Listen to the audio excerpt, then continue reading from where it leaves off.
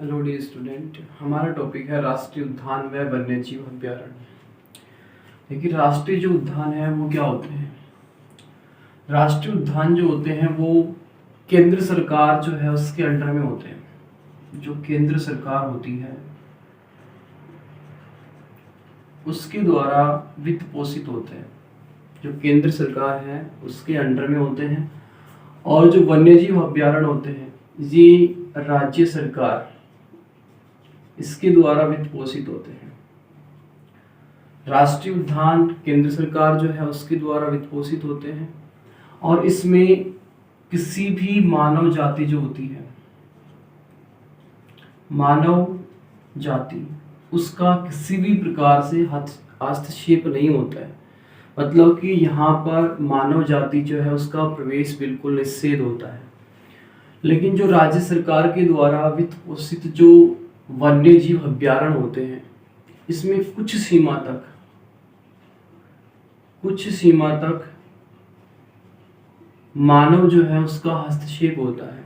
जैसे कि घास की कटाई करना,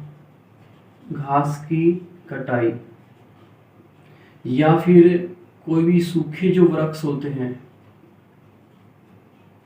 उनको काटना, सूखे वृक्षों को काटना।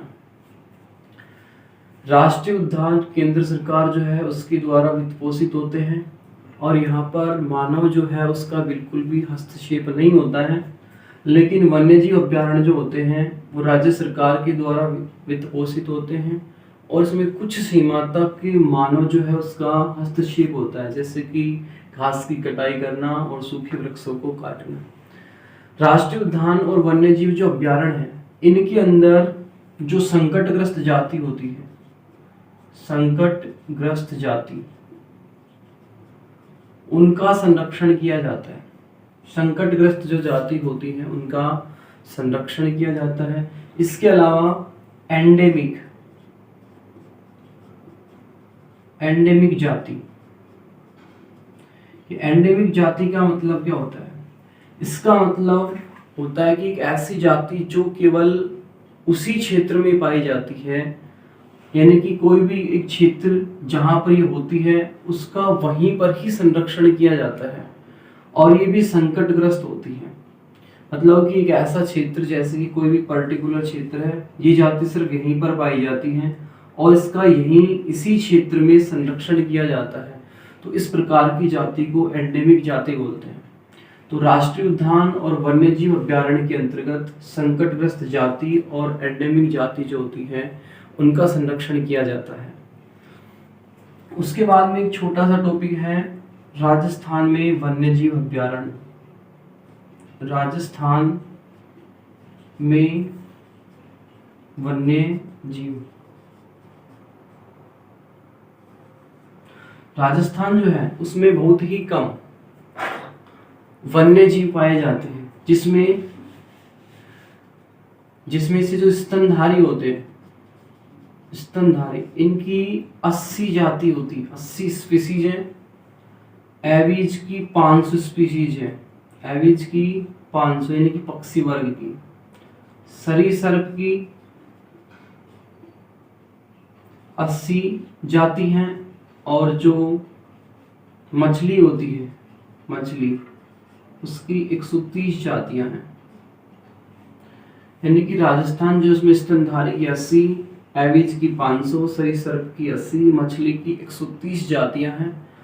और राजस्थान के अंदर अनेक संकटग्रस्त जातियां हैं, अनेक संकटग्रस्त जातियां हैं,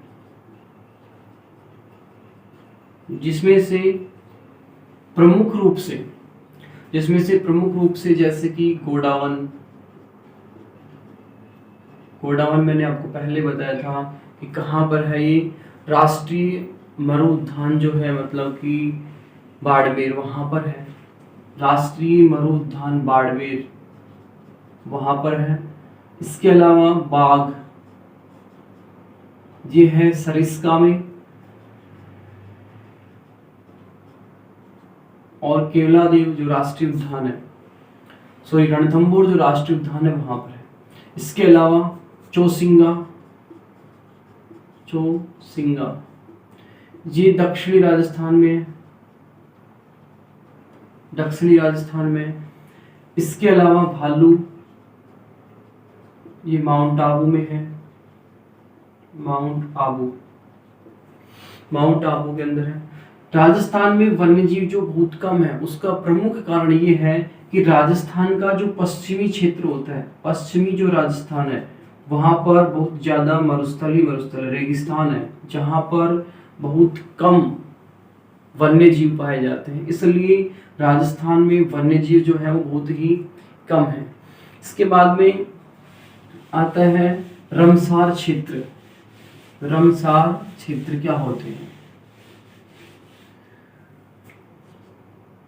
रमसार क्षेत्र, इसका मतलब क्या होता है? रमसार क्षेत्र का मतलब होता है कि कोई भी नमी युक्त क्षेत्र, नमी युक्त क्षेत्र या फिर दलदली क्षेत्र,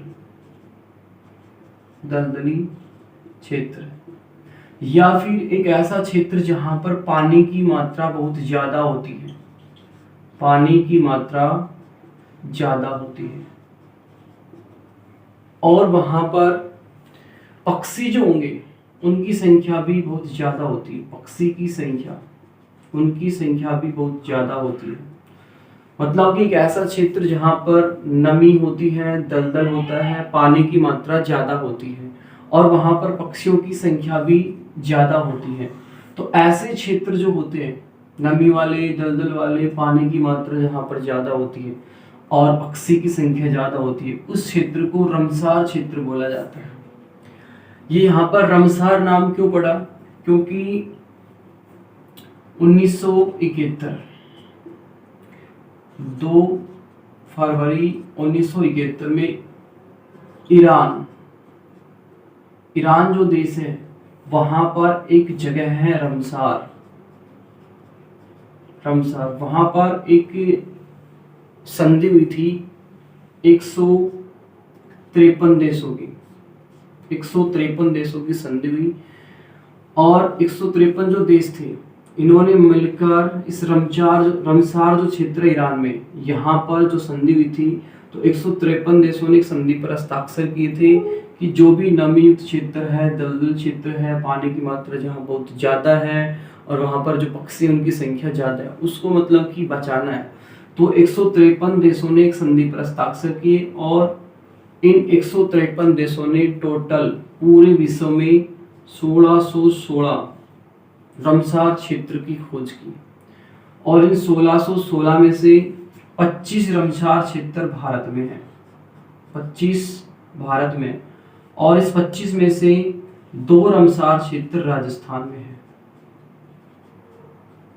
जिसमें से नंबर 1 पर आता है केवलादेव अभ्यारण्य जो है भरतपुर में। ये रमसार क्षेत्र बना था 1981 में। उसके बाद एक है सांभर झील जयपुर में। ये रमसार क्षेत्र बना 1990 में। मतलब कि यहाँ पर केवलादेव और सांभर जो झील है, यहाँ पर दलदल, पानी की मात्रा, नमी की मात्रा बहुत ज्यादा है, और इसके पास जो पक्षी होते हैं इनकी संख्या भी बहुत ज्यादा होती है। तो राजस्थान में ये 2 रमसार क्षेत्र हैं, एक तो केवलादेव और एक सांभर झील। उसके बाद में एक टॉपिक आता है अपना बायोस्फीयर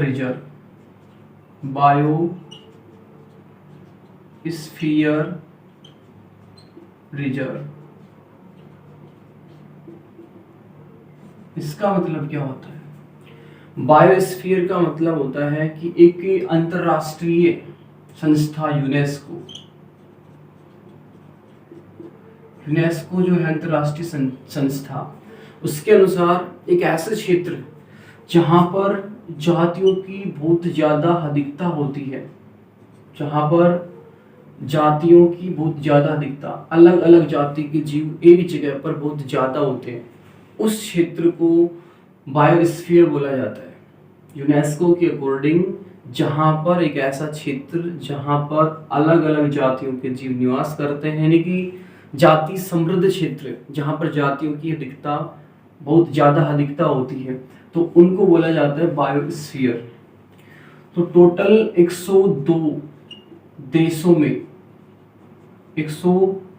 देशों में 507 बायोस्फीयर रिजर्व है। 102 देशों में 507 बायोस्फीयर रिजर्व है, जिसमें से 4 बायोस्फीयर रिजर्व भारत में है। 4 बायोस्फीयर रिजर्व भारत में है, जिसमें नंबर 1 पर आता है नीलगिरी। और ये बायोस्फीयर रिजर्व बना था 2000 में। और ये है केरल, तमिलनाडु और कर्नाटक। उसके बाद में नंबर 2 सुंदरवन। ये सुंदरवन बना 2001 में, और ये है पश्चिम बंगाल में। नंबर 3 पर आता है मन्नार की खाड़ी, और ये बना था 2001 में, ये भी 2001 में, और ये है तमिलनाडु में। उसके बाद में number 4 Nanda Devi biosphere reserve, ये बना 2004 में, और ये बना उत्तराखंड। तो टोटल भारत में 4 बायोस्फीयर रिजर्व है। 102 देशों में 507 है, जिसमें से 4 भारत में है। नंबर 1 नीलगिरी जो केरल, तमिलनाडु, कर्नाटक में है। नंबर 2 सुंदरवन जो पश्चिम बंगाल में है। नंबर 3 मन्नार की खाड़ी जो तमिलनाडु में है। नंबर 4 नंदा देवी जो उत्तराखंड में है।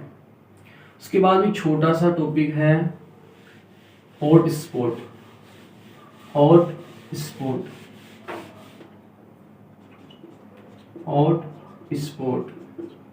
क्षेत्र।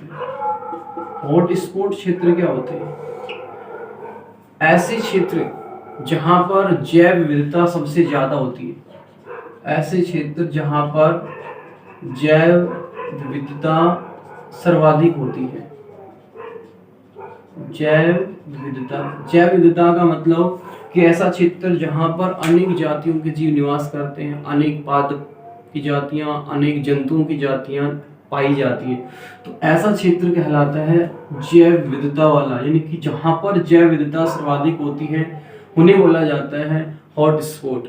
मतलब हॉट स्पॉट ऐसे क्षेत्र होते हैं जहां पर अनेक संकटग्रस्त जातियां और वही एंडेमिक जो जाति होती है, एंडेमिक जाति का मतलब कि एक ऐसी जाति जो केवल उसी क्षेत्र में है और वहीं पर उसका संरक्षण किया जाता है, तो इन सभी का संरक्षण किया जाता है। और हॉट स्पॉट का मतलब जहां पर जैव विविधता सर्वाधिक होती है वहां पर संकटग्रस्त जाति और एंडेमिक जातियों का संरक्षण किया जाता है। तो टोटल जो विश्व है उसमें 34 हॉट स्पॉट है, जिसमें से 2 हॉट स्पॉट भारत में। एक तो है हिमालयी पर्वत यानी हिमालयी क्षेत्र, और एक है पश्चिमी घाट। 2 हॉट स्पॉट हैं वो है अपने भारत देश में। टोटल कितने हैं विश्व में? 34, जिसमें से 2 किस्में हैं भारत देश में। नंबर 1 हिमालयी पर्वत और नंबर 2 पे पश्चिमी घाट।